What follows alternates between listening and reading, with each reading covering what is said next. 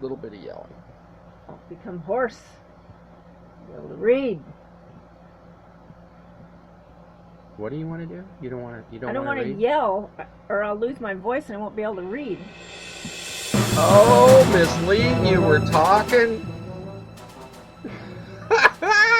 You're a bad It man. is funny when we start our show. It's always getting ready for the fun time. Welcome to our Sunday class with Dan and Lee. This is our post 50-year anniversary class. We took off last week, Miss Lee. Yeah, we went through anniversary, impending hurricane, and you officially became an old man. Man, that was a eventful week. Oh, you left out the most important part. And we missed our kids coming. The hurricane messed That them was up. probably And one of the most then we got important to see my BFF Jane that I haven't seen in years. Yeah, but that was still Oh, there's not the still- most important part. Okay, I'm lost then. Your anniversary gift from your son. Yes.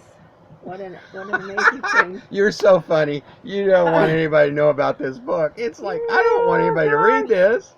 Lee got her book published. We have a copy in our hand to prove, and it will be released soon, called Outlawed.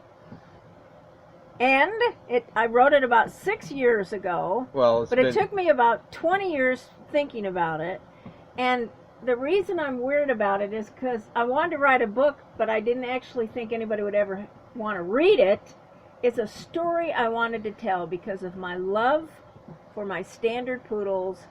And I don't want to give the whole story away, but they're involved in this book. And it's just my love story. Well, in the book, I see it as a love for your husband, too. Well, that too, and I mean, it's like I took all these people that I knew, including us, and I sort of interwove them into the characters. So, So if you know us, you got to get the book to see if you're in it. And I hope you're not insulted. I hope you're not insulted. So it'll be released soon. We'll do a big promotion on it. But what was funny, I'm weird about it. I'm real weird about it. Lee got the copy and she didn't open it, and I couldn't figure out what was going on. I said, well, after a couple days, I said, "Aren't you going to open that?" We got my son did this book for us. I got it. It was wrapped in plastic. I go, oh, wow, look, it's my book.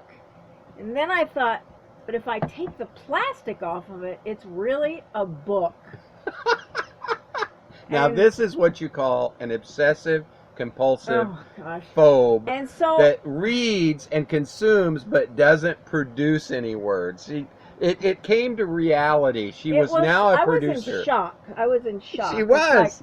I in the past I'd helped some other people get their material together and write their She'd books. written 3 books for other people. And that was okay, and that wasn't me. They sent her the books and she was all excited. Like, wow, this is neat. But gosh, it's real different when you write something yourself. But it's just, the thing is, it's just a story that had been working in my heart and my mind for 20 years. Actually, and it's I wrote a wonderful love story and an adventure in Alaska. Yeah. And, it could be a movie. And if any of you have contact with the movie people, we'd love to sell it. Okay, well, today we're moving on with Jesus. Yeah. It's interesting. Hey, we are always moving on with Jesus. That's right, moving on with Jesus. Wait a minute. There's a song that has to go with this. I don't know. I think, this is Moving On with Jesus. Oh, I gotta turn it up.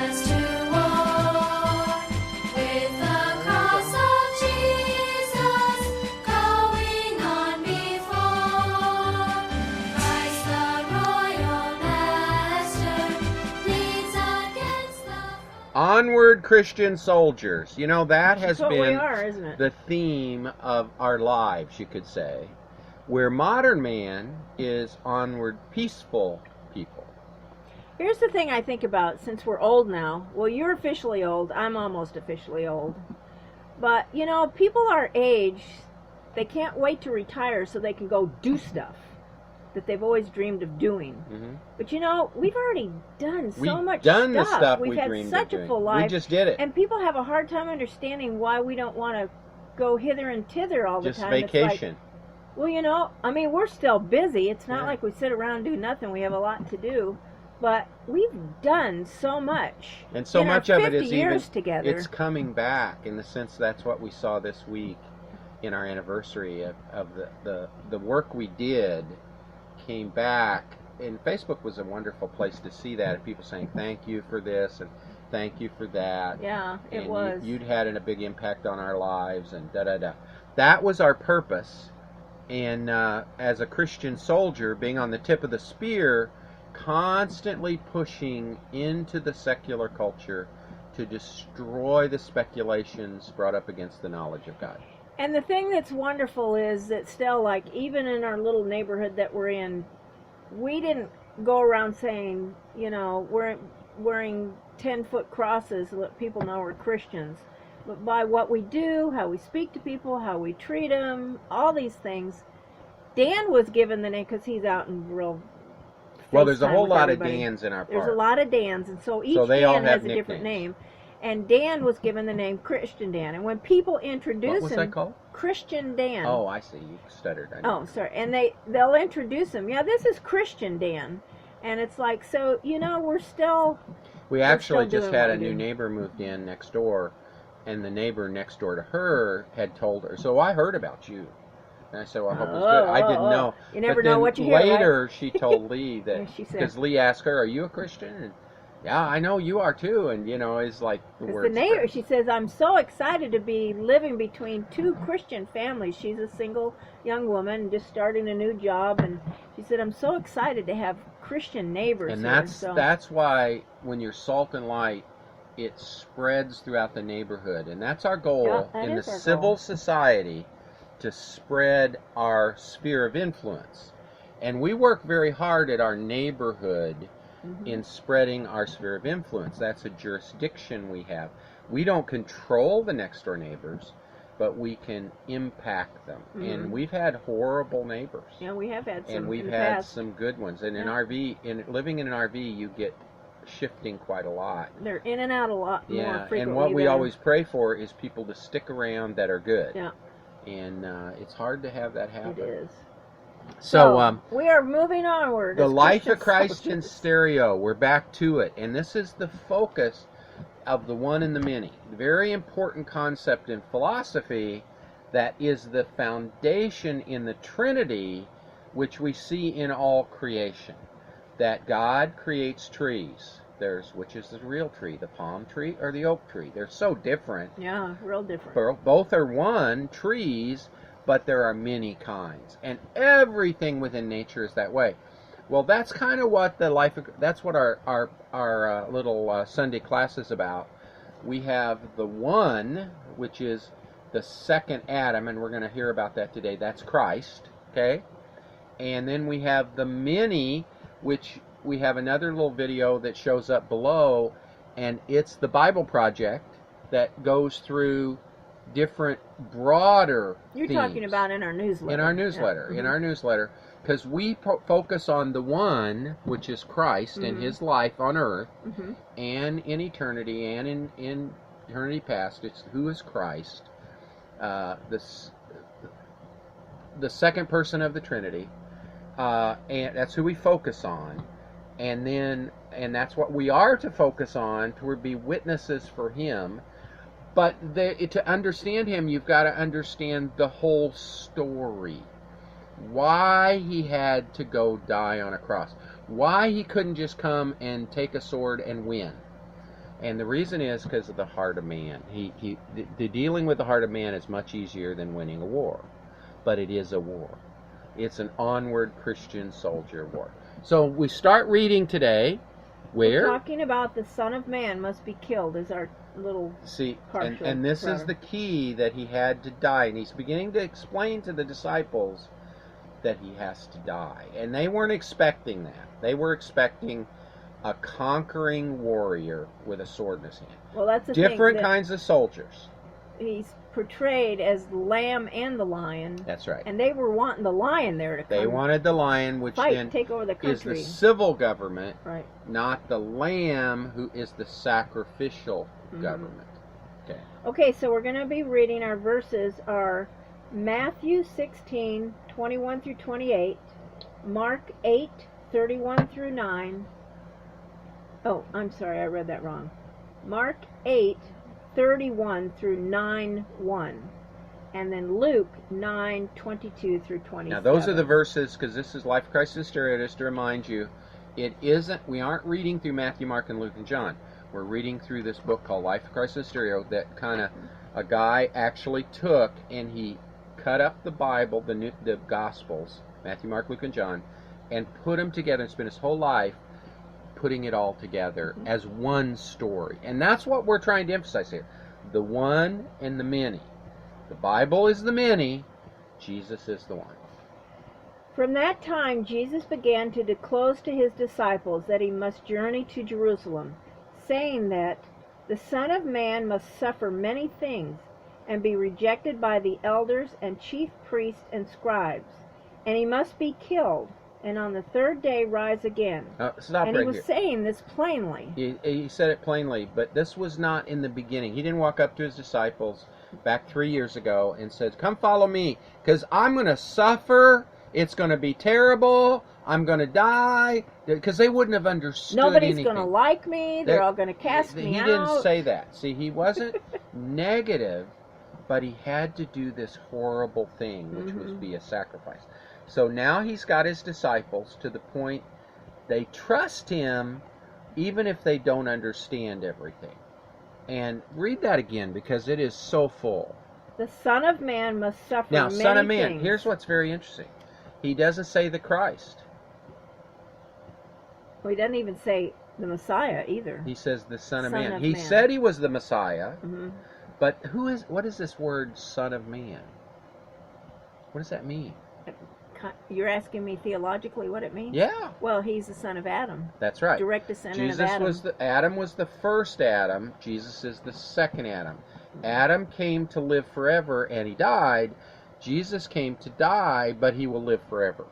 It's just and it makes him two kinds of humanity. Yeah, and it makes him, or not makes him, it makes us know that he goes through, or went through the same things that we go through. Yeah, he had to, hunger, thirst, desires, temptations. He perfected the will and the way. He lived the way we should live, led by the Spirit. Right. Once he was baptized, then he says, I do nothing of myself. The things I do, the Father does through me. How did the Father do things through him? Because the Holy Spirit came into him.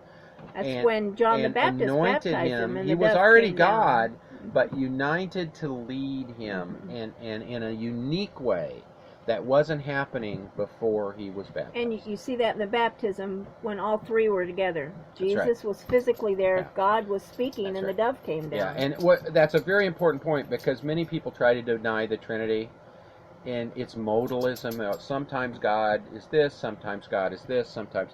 No, there in that passage, you have the Father, the Son, and the Spirit all on the same historical point.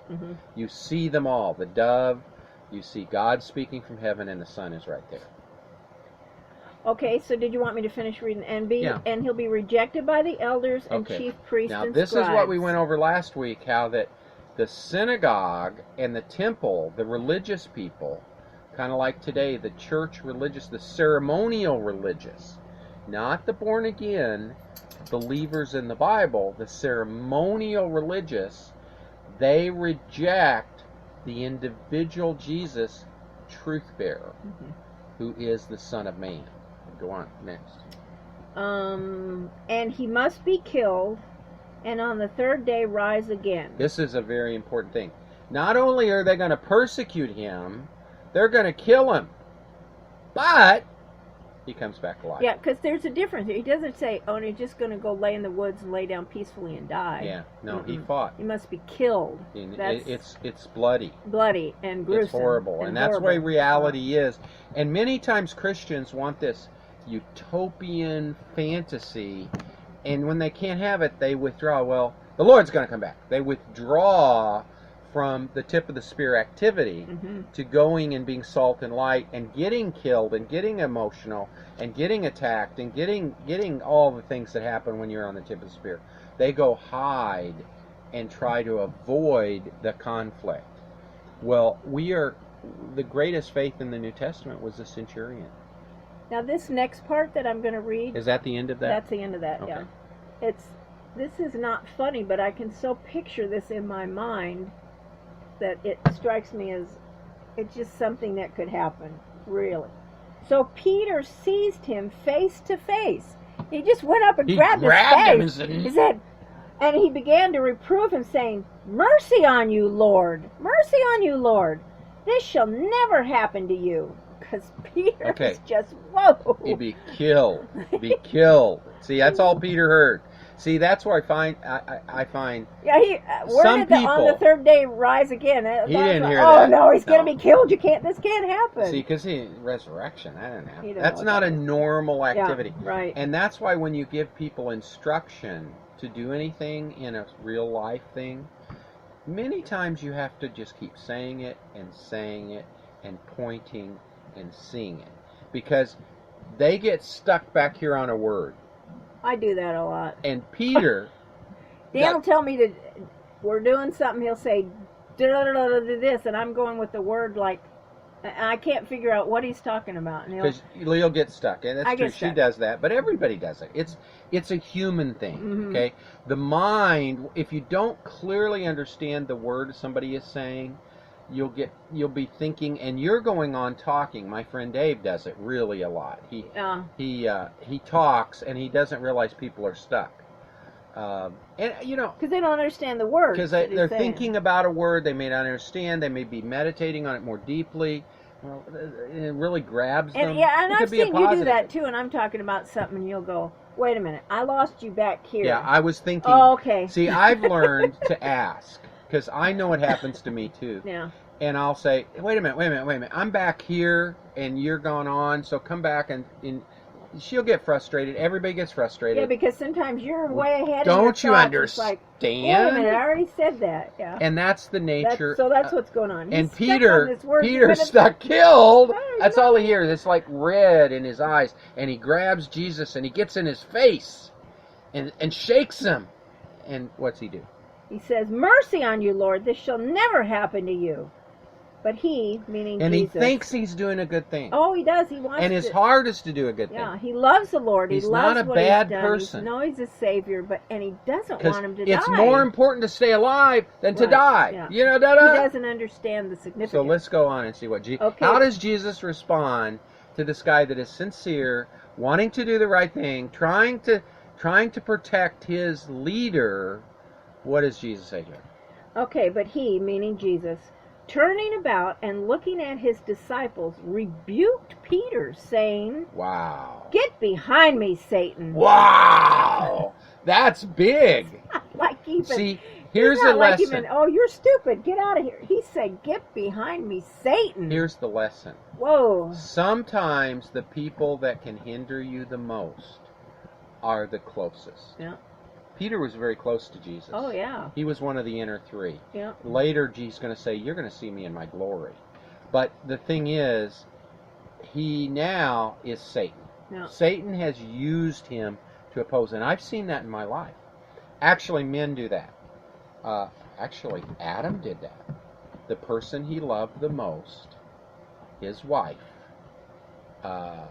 Eve, tempted him to eat the apple. She was deceived. Satan had deceived her, but Adam knew he was rebelling against God.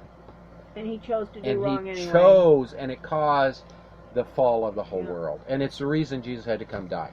But go on. Okay, "Get behind me, Satan. You are a stumbling block in my way, for you are not seeking the things of God, but those of men." That is the key. See, some people will misunderstand your actions when you're seeking God, particularly those who are most loving. I remember my dad when I became a missionary. I was a pretty successful businessman.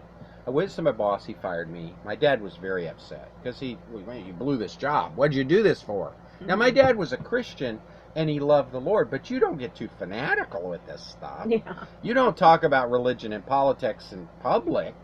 See, that was my dad's philosophy. That was his error of being raised He up. changed, and he repented of it because he saw my brother and I not go there, and it encouraged him.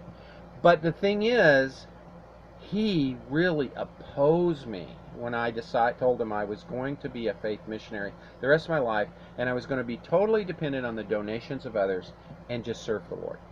My dad was so upset with me. It was horrible. I mean, he treated me badly for a while. He took me and shook me and was screaming at me, although he didn't do it that way. It was very subtly pressure and he, guilt, because, well, your family, because I had 2 kids. Or did we have 3 at that time? I think we already had 3. 2. No, we had still 2 had at that just time. 2. And I had a mortgage, and I had all this stuff, and I had a car payment, and I had everything that was out there that you have as a middle class, upper level management business, or slower level. I was kind of medium business person. And he was very upset. And I just kind of I didn't say anything to him, I just continued. Because it was my dad. I honored him as my dad because I love my dad. My dad was a good dad. But then later he came to me and told me how proud he was as I succeeded at being a missionary.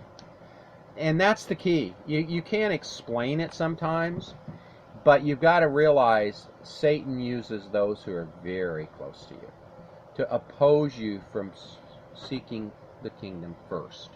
And that's what Jesus did. That's what a tip of the spear person does. That's what a person does who lives by the faith of the centurion. And that is what that's what a Christian soldier does. Go ahead. Okay, then calling the people to come near with his disciples, Jesus said to them all, "If anyone would come after me, let him put himself aside and take up his cross every day and follow me." That is very key. It doesn't say, let him give away his money. Let him help the children. Let him give back. He said, put himself aside. This is presenting your body a living, holy sacrifice. This is our spiritual service of worship.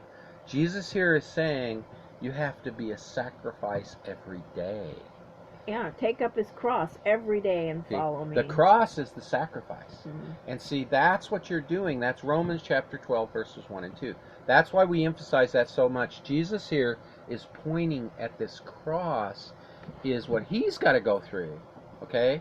Which is total death, but we got to die to ourselves every day. That's what we have to do. And because he didn't have a sin nature, he wasn't dying to himself, but he wasn't taking up his own will. He was following only the leading of the Spirit. For whoever would save his life shall lose it. But whoever shall lose his life for my sake, and for that of the glad news, shall save it. He shall find it. That's exactly the whole walking with the Spirit, walking in the Spirit, living the Christian life. You lose your life in the purpose of serving God as light and salt in the world, as the priest in your family, as a father, as a son, as submissive, as a wife, as submissive to her husband. You know, Lee, you did something that was very moving to me on our anniversary. You posted a post on Facebook. Could you tell what that said? Not unless I look it up for sure. But Well, we don't have time. I can say basically it's in Ruth, and it says basically, don't tell me to go away. Don't tell me to go back. Your people will be my people. Where you go, I will go. Your God will be my God. And that's always been real significant to me. She posted, and that was after 50 years of marriage. She posted a card on Facebook kind to of me. Picture card. It was to me. It was on my page, and it was one of these picture cards that had writing on it, and it was Ruth saying, "Your God will be my God. Where you go, I will go." That is really all a husband asks of a wife. Mm-hmm. Now, that doesn't mean sometimes the wife says, I don't want to go down this road, let's go the other way. And you have an argument. And sometimes the husband has to say, no, we're going down this road. Because that's his domain. The domain of a wife is to be Ruth. That is, and you know what happens then when you know you have a wife like that? Man, I listen to my wife. You can't know how much I listen. And sometimes I think he doesn't hear me, but he... Well, see, that's where many people think that hearing is you do what you say. Right, exactly. No, hearing is, okay, I took that in and I evaluated it. But there's other information, and I know the other information too, and I'm not going to take the time to always explain all of it because it's too complicated. I can't... You have to make decisions as you go through life on which road to take. And sometimes you have to explain, but sometimes you just can't. That's called leadership, and that's the thing. Lee just really got to my heart with that. I just thought that was so, and that has inspired us. Actually, I looked and I started looking at this, and I started thinking about it. He gave me a job for another. And I got us some new jobs out of this. 20 years. What we decided, we're going to start a series called The Art and Science of a 50-Year Marriage. And the reason is, I realized that, there's a lot of things that are kind of formulated.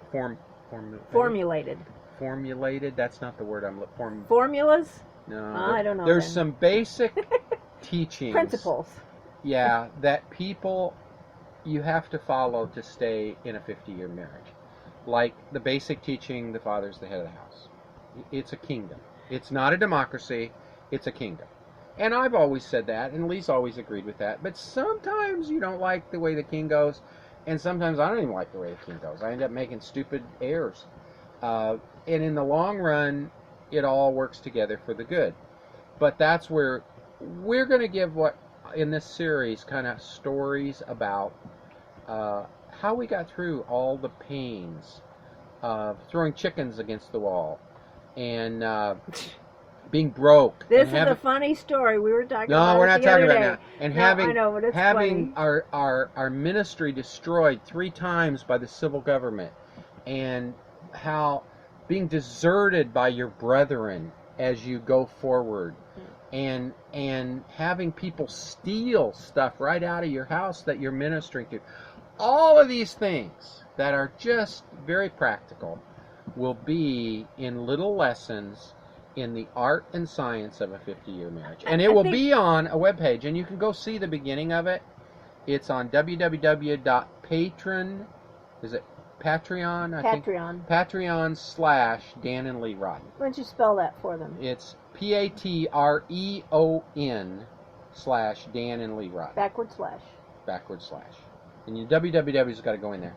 And that's where it'll be posted, and probably other places too, but it will be there. We'll put links in our newsletter when we get it going. It'll all link, and we're just excited about it because I started putting together we were going to do a little part of this show. Yeah, we were going to do a little 20 And as minutes. I started creating this, I go, holy mackerel, 20 minutes this worth. is a whole series. There's so much information.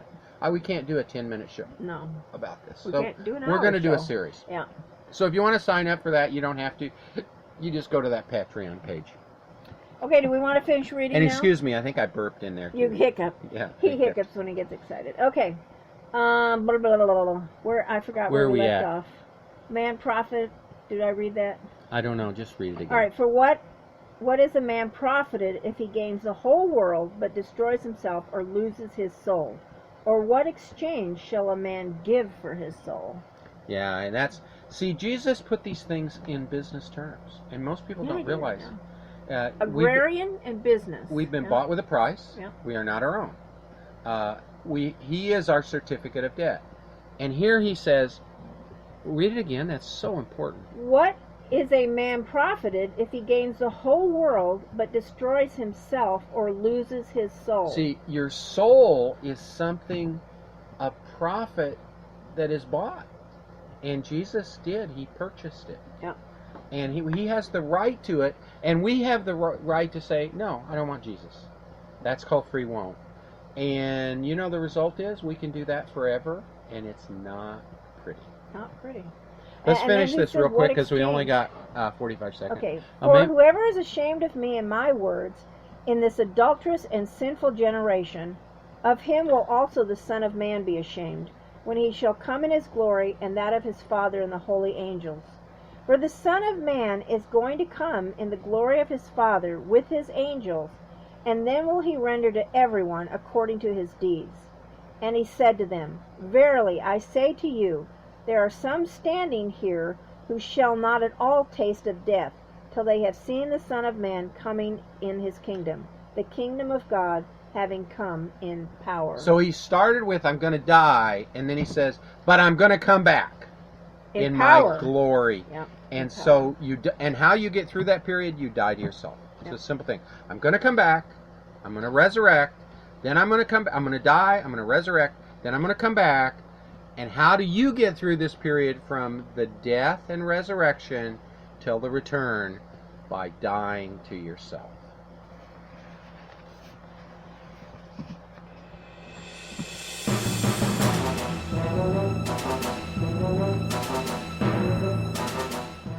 This has been our sunday-class.simplesite.com. If you go there, you can sign up for our newsletter and get automatically linked to all the things that we're praying for and the different subjects. Our sunday-class.simplesite.com. And there's a real important video there on our newsletter about Hillary's America. It's about the movie.